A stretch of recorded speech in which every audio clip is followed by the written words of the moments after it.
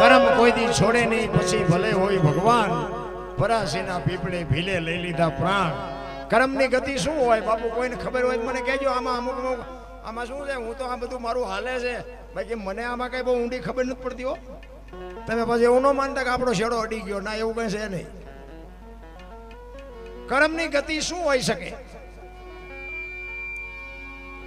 કરમ આપણે કોને કહી છે જો આ દુનિયાના આ ભક્તિ કરે એવડે દુખી છે દુનિયાના બૂસ મારે સુખી છે લ્યો શું આપણે કરમ શું સમજવું આપણે રામ રામ રામ રામ કરીએ છે ને સીતાજી રામને પૈણે આખી જિંદગીમાં હારો દી ન હોઈ ગયો એનું શું કરમ છે અખિલ બ્રહ્માંડના માલિક કૃષ્ણ પરમાત્માને ખબર ન હોય કે અહીં બેસ તો ભીલમન બાણ મારશે આખા વિશ્વનો સર્જનહાર કૃષ્ણ પરમાત્મા અહીંયા બેઠા ને ભીલે બાપુ બાણ મારીને પતાવી દીધા બોલો એનું શું કરમ છે દ્રૌપદીના ચીર લૂંટાતા ત્યાં કોણ નહોતું કાળના જડબા ઝાલીને ઉભા રાખે એવા પાંડવો હતા દીકરીનો શું ગુનો હતો આખી દુનિયાને ખબર છે શું એનું કરમ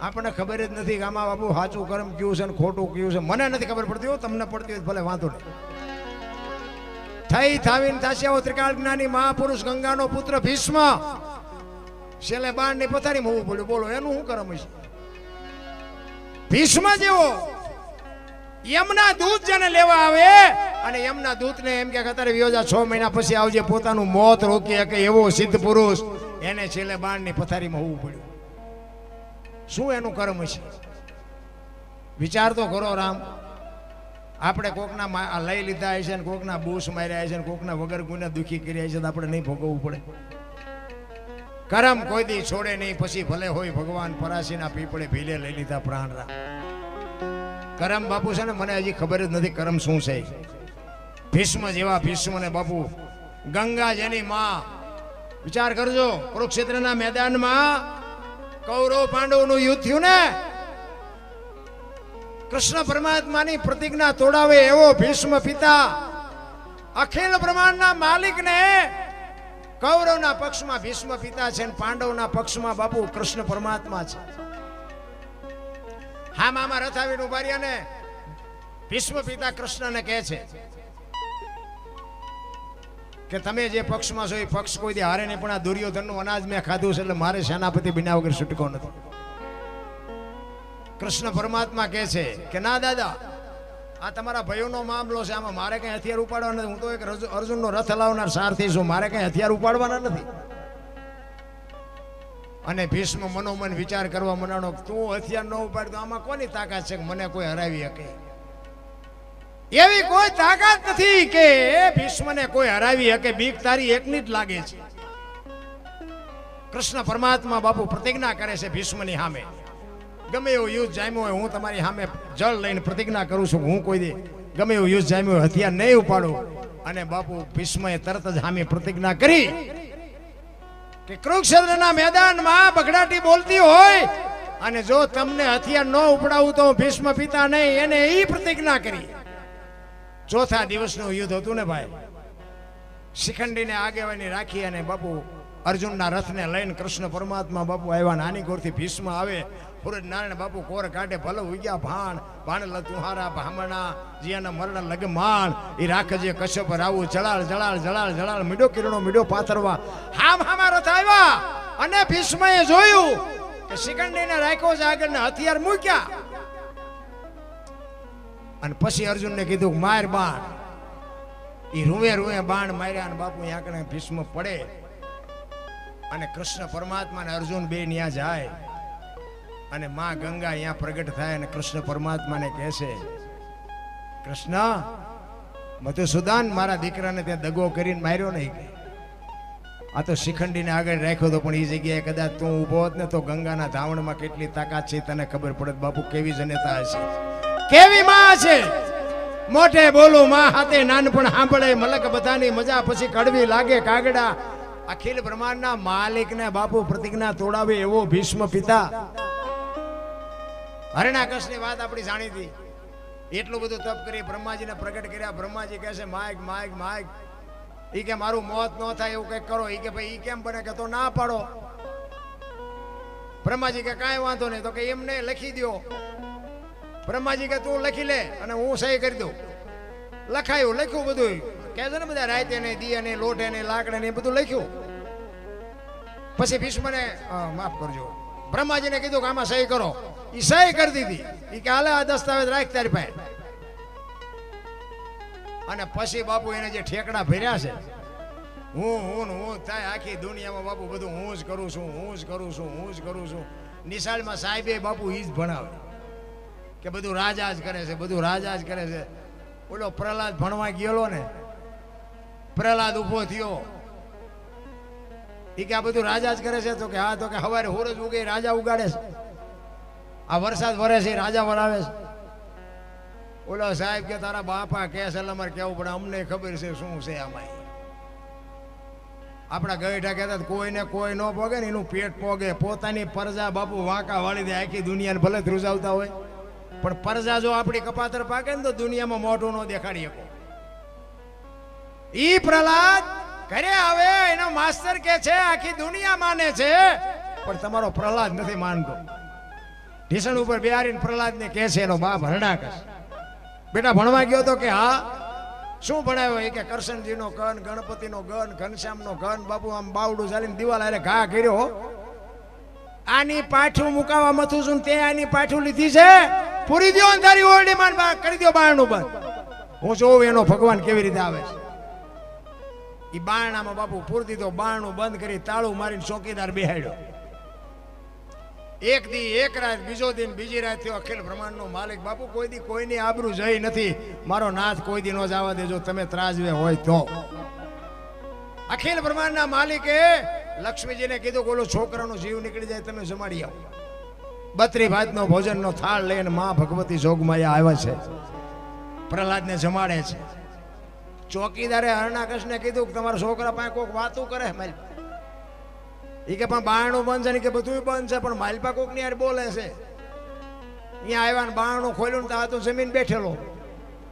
એ કે કોણ આવ્યું તું? કે મારી માં આવી. ક્યાંથી આવે? આ બારણું બંધ છે, અંધારી ઓરડી છે, તાળું માર્યું છે, કેવી રીતે આવે? એ કે બાપા એ તો તમને ભરોસો નથી. માના ઉદરમાં ખોબાઈ એટલી જગ્યામાં જો મારો બાપ ભૂખ્યો ન રાખતો આ તો 10 બાય 10 ની ઓરડી હતી, આમાં થોડો ભૂખ્યો રાખે. એ કે અને બાપુ હરણાકશને વાંચ્યો હોય તો લોહી ન નીકળે. એ થાંભલો તકાવીને કે આમાં તારો ભગવાન છે? કે હા એમાંય છે. એ કે ભર બાથી બથ ભરી અને નરસિંહ અવતાર થયો અને ઘરમાં ઉંદડાને બિલાડી જેમ ડોટે ચડાવે ને એમ હરણાકશને ચડાવ્યો. આમ જડબું ચાલ્યું અને આમ બાપુ ખોળામાં લીધો હો હરણાકશ. એ કે હરણાકશ કાઢ તારો દસ્તાવેજ કાઢ. અને પછી આ ઢીસણ ઉપર રાખેલો. એ કે ધરતી ઉપર શોખ ઉપર? કે ધરતી ઉપર નથી ને ઉપર નથી. ઉમરા વચ્ચે રાખ્યો ઘરની માલપા. કે બહાર શોખ? ઘરમાં. કે ઘરમાં નથી ને બહાર નથી. દી આથંબાની તૈયારી હતી કે રાત છે દી? એ કે રાત એ નથી ને દી એ નથી. આમ નખ કર્યા. એ કે લોટું છે કે લાકડું? કે લોટું નથી ને લાકડું નથી. મારા હામી નજર કરી કે માણા શું ઢોર શું? કે માણા એ નથી ને ઢોરે નથી. તો કે હવે કેવું કઈ? એ કે હવે રહેવું નથી ને કેવું શું હોય? એવા બાપુ કાળ ઝાડ માણાને બાપુ આ દુનિયામાં હતા નહોતા જો કરી નાખે તો તમારી મારી આ દુનિયામાં શું હસ્તી છે ભલા? અરે હું તો એમ કહું કાંઈ ન થાય તો કઈ નહીં, કીડિયારું તો પૂરી શકો કે ન પૂરી શકો એટલું તો કરી શકો ને. અરે બાબુ જીવન મળ્યું છે, મોજ કરી લેવાની વાત છે, બાકી તમારે મારે મરી જવાનું છે વાત પાકી છે. હવે એક બે કડી કરી અને પછી આપણે બેનને સાંભળવાના છે, બીજા કલાકાર જે હોય એને આપણે સાંભળવાના છે. મેં થોડોક સમય વધારે લીધો પણ મારે શું છે કે મને એમ લાગતું હતું કે દોણામ જાય છે એટલે લાંબો ટાઈમથી માં લીધો. કારણ કે અમને ખબર પડી જાય અમે ચેક જાય ને. અમે હમણાં એક જગ્યાએ ગયા હતા ને, આ તમારો ડાયરો રહ્યો નથી 3 ઘણો હતો પણ કોશું ગળી ગયા હોય ને એમ બેઠા હતા. ઓ અને મારી હારે 1-2 કલાક મારો દીકરો હારે છે, એ ગાય છે. અમે ભજન ગાયા, માતાજીના ગરબા ગાયા, પછી વાતું કરી, લોકગીત ગાયા, પણ બાબુ હલ્યા જ નહીં, કોઈ હલ્યા જ નહીં. અમે 3-4 જણા હતા ને ગાવાવાળા, પણ એક વગાડતા વગાડતા તો બાબુ પરસો છૂટી ગયો. મેં આમને શું જોતું હોય છે? કોઈ તાલી ન પાડે, કોઈ ઊભો ન થાય, કોઈ દાંત ન કાઢે, કોઈ ઊંચો હાથ ન કરે, કોઈ અહીં પૈસો ન નાખે. અમને તેમ તેમ મારું બધું હલવાના આપણે. પછી હેઠા ઉતર્યા ને પછી કે દરબાર મજા આવી બહુ. અરે તમારી ભલે થાય કામ એક આમ તો કરવું હતું તો અમને એમ થાય કે દોણામ જાય છે. કોઈ શું ગળી જાય એમ હલે ચલે આમ નામ હક્કા થઈ જાય. એટલે પણ અમુક અમુક બાપુ ઓડિયન્સ આ તો બાપુ ઉમળકો આમ સામે દેખાય કે અમારે આ દોણામાં જ જાય છે. કોની પાસે વાત કરી બાપુ? અમારી પાસે વાતો તો ઘણી છે. દુકાન ખોલવી ક્યાં, ગરાગ નથી નાખવું ક્યાં, ખાનારા જોઈ ને વાડમાં નાખવું. પણ એવો ડાયરો હોય ને તે બાપુ અમને એમ થાય કે અમારા ફેફસા ફાડીને મળે. અને અમે આ લાગડ બાપુ આમના હળંગે હળંગ ખેંચી છે ને, ભલે અમારું શરીર થાકે છે પણ મેં કીધું એમ પાછું હાજે ક્યાંક બેહીને બાપુ ચાર્જિંગ થઈ જાય. મારો નાશ શક્તિ આપે તમારા બધાના આશીર્વાદથી કંઈક અમારું હાલે છે ને એટલા બધા અમને સાંભળે છે. એ જ મને એમ થાય કે મારા બાપની કંઈક મોટી કૃપા છે. એટલે કે મારી હું એવી હસ્તી હતી કે હું બોલું ને તમે સાંભળો. પણ સત્યને બાપુ જે સત્યના સથવારે છે ને એનો બાપુ એક દી વિજય થાય થાય ને થાય. મેં ખટારો આંક્યો છે. મેં હમણાં તમને કીધું ખટારો લઈને બાપુ હું આખી દુનિયા રખડ્યો પણ મેં મારી નીતિ નથી શીખ્યું. એક તમને વાત કરી દઉં. કોઈ એમ કે આ દરબારે ગાડીમાંથી 1 લીટર ડીઝલ વેચ્યું હતી મારા લોહીમાં ન આવે, કે એ ગાડીમાંથી મેં 100 ગ્રામ કે કિલો વસ્તુ કોઈને વેચીને કોઈને આપી હોય એ મારા લોહીમાં ન આવે. એ મારી વાત, કારણ કે હું ખટારો હાંકતો એનો મને પગાર મળતો હતો. મારે ખટારો હાંકવાનો જ હોય, એમાંથી લેવાનો મારો એક નટ લેવાનો મારામાં કોઈ હક જ નથી આવતો. બાકી મારી હારે જેટલા ડ્રાઈવરો હતા ને એ અત્યારે અમુક અમુક તો બાપુ મને ફોન કરે કે સાચીમ દુખાવો મટતો નથી. મેં કહ્યું એ નહીં મટે. હમણાં જ મારે 2-4 દી પહેલા ચોટી લઈને બાજુનું ગામ છે ને એક મારો ડ્રાઈવર હતો. એટલે આ વિડીયા જોવે ને એટલે મારો નંબર ગોતીને મને કે બાપુ તમારા પ્રોગ્રામ કે હું બહુ જોઉં.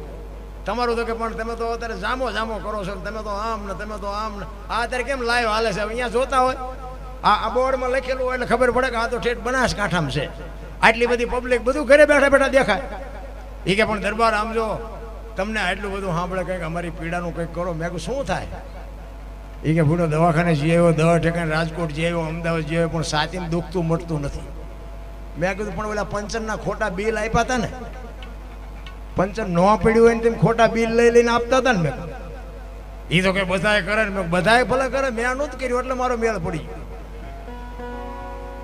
વાવેલો તો મારા બાપ ઉગે ઉગે ને ઉગે. એક લખવું હોય તો લખી લેજો. 1 રૂપિયાનું ખોટું કર્યું છે ને તમારે મારો નાથ બાપુ 10 રૂપિયા લઈ લે છે. અને તમે કોઈક પરમારથમાં 1 રૂપિયો વાપર્યો હોય છે ને તો મારો નાથ તમને 10 કરીને આપશે. એક લખવું હોય તો લખી લેજો.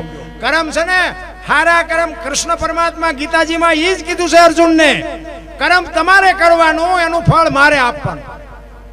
કેવું કરો એ હું નથી કહેતો, કૃષ્ણ પરમાત્મા ગીતાજીમાં કહે છે કેવું કામ કરવું એ તમારે જોવાનું, એનું ફળ કેવું આપવું એ મારે જોવાનું. સારું કરશો તો સારું મળશે, ખરાબ કરશો તો ખરાબ મળશે. સારું કરો એવું હું નથી કહેતો, કૃષ્ણ પરમાત્મા કહે છે. આનું નામ ગીતા.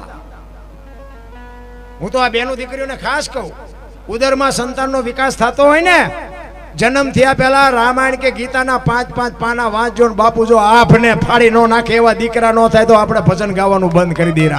આપણા શાસ્ત્રની, આપણા સંતોની, આપણા ગ્રંથોની તાકાત જોવી હોય તો એમના હારા દીકરા ન થાય. સારું ખાઓ, સારું બોલો, સારું વાંચો. અમારા ભાભી સાહેબ હતા ને, અમારા માજી જીવતા એ વખતે અમારા ભાભી સાહેબના ઉદરમાં સંતાન હોય ને, અમારા માજી હતા ને એ બાપુ દાંત નો કાઢવા દે. દાંત એ કે દાંત બાંધ નો કાઢે, હી હિન હા કરો, બાળક ઉપર આનો પ્રભાવ પડે. હા અંગૂઠા સાહેબ જેવું તેવું ખાવા ન દે, ગમે એના ભેગા બેહવા ન દે, ગમે એવી વાત ન કરવા દે. આ આપણી ગઢાની કોઠા હું જતી. અત્યારે તો આપણે આમ ફેશને જે દી ઉઠાડ્યો છે